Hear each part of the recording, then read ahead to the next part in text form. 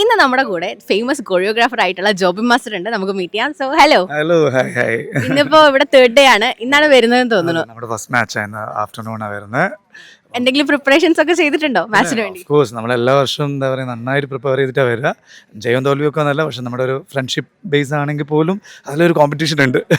എത്ര വർഷമായി ഇപ്പോൾ ഈ ഒരു ക്രിക്കറ്റിലേക്ക് കടന്നിട്ട്? കുറേ വർഷം ഞാൻ ചെറുത് 5th സ്റ്റാൻഡേർഡ് ഓൺവേർഡ്സ് കളിക്കുന്ന പണ്ട് ഡിസ്ട്രിക്ട് കളിച്ചുകൊണ്ടിരുന്ന. അപ്പോൾ ആ പാഷൻ എന്താണെങ്കിലും നമ്മുടെ മൂവി പരിപാടികളോ നടന്നാൽ പോലും നമ്മളിത് വിട്ടുപോകുന്നൊരു പരിപാടിയില്ല. അത് എപ്പോഴും ലൈഫിൽ കൂടെ തന്നെ ഉള്ളതാണ് ക്രിക്കറ്റ്. കുറെ മാച്ചുകൾ ചെയ്തിട്ടുണ്ടാവും. അപ്പൊ അതിൽ നിന്ന് CCFന്റെ മാച്ച് വരുമ്പോൾ എങ്ങനെയാണ് ഒരു ഡിഫറൻസ് ഫീൽ ചെയ്യുന്നത്? CCFന്റെ എന്താ പറയുക, എല്ലാം ഭയങ്കര ക്വാളിറ്റി പ്ലെയേഴ്സ് എല്ലാവരും.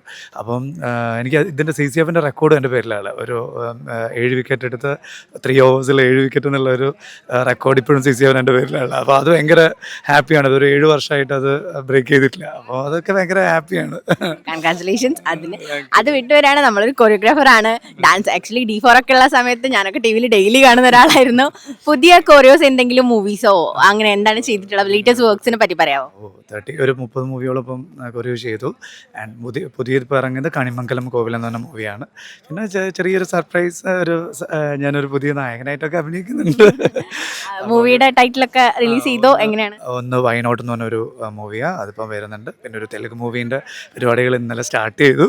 അതൊന്നും ആയിട്ടില്ല, എന്നാലും എല്ലാവരും പ്രാർത്ഥനയൊക്കെ ഉണ്ടെങ്കിൽ നന്നായി വരുമെന്ന് വിചാരിക്കാം. എന്തായാലും അടിപൊളി ആവട്ടെ. ഇന്നിവിടെ കളിച്ച് ജയിക്കാൻ പറ്റട്ടെ.